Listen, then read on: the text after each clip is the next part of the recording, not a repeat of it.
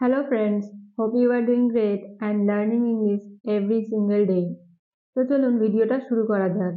কয়েকদিন আগে এই চ্যানেলের একজন ভিউয়ার কমেন্টে জানিয়েছিলেন যে as long as দিয়ে ভিডিও বানাতে। সো দ্যাটস ওয়াই আজকের ভিডিওতে আমরা শিখতে চলেছি as long as দিয়ে কিভাবে সেন্টেন্স তৈরি করতে হয়।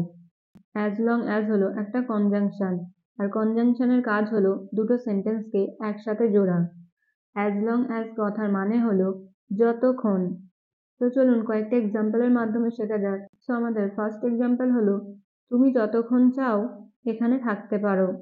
এই বাক্যটার ইংরেজি হবে as long as you want you can stay here. as long as you want you can stay here.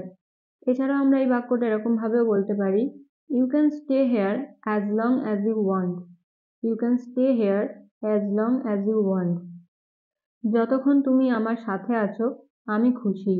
এই বাক্যটার ইংরেজি হবে as long as you are with me I am happy. as long as you are with me I am happy.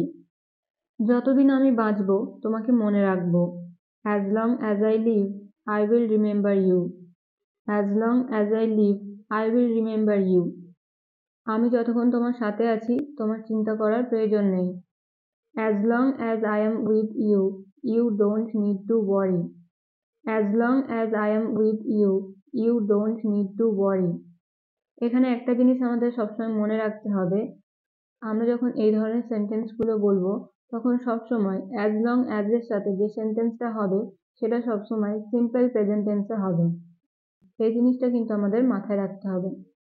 যতক্ষণ তুমি আমাকে সাহায্য করবে আমিও তোমাকে সাহায্য করব। as long as you help me I will help you. as long as you help me I will help you. আমি যতক্ষণ তোমার সাথে আছি কেউ তোমার ক্ষতি করতে পারবে না। as long as I am with you no one can harm you. as long as I am with you no one can harm you.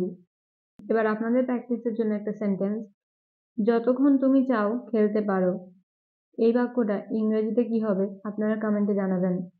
আবার একটা নতুন ভিডিওর সাথে দেখা হবে। till then stay happy and keep learning.